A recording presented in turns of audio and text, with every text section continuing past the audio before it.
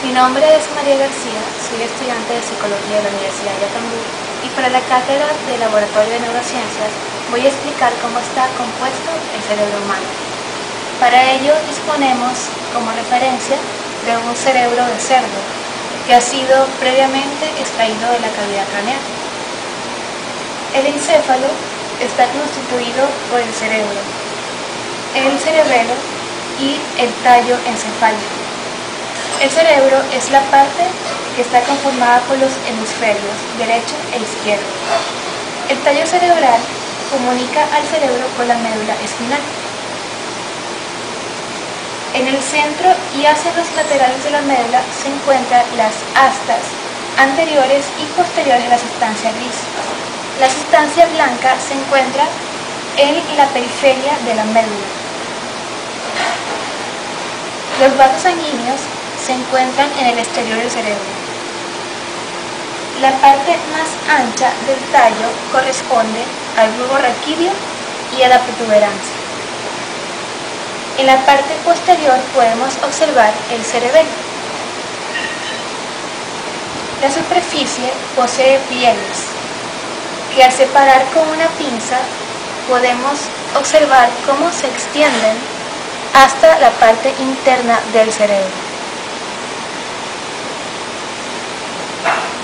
Las membranas que se observan si estiramos el tejido superficial son las meninges.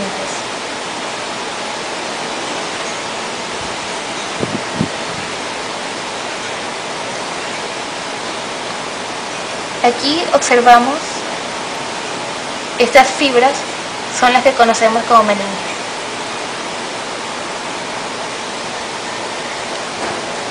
La meninge más externa, que es la que va pegada al cráneo, se llama la dura madre.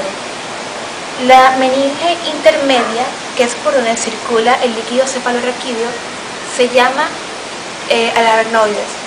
Y la parte más interna se llama pía madre. Y la podemos encontrar extendida hasta por debajo de los pliegues y llegando hacia el centro de las fisuras.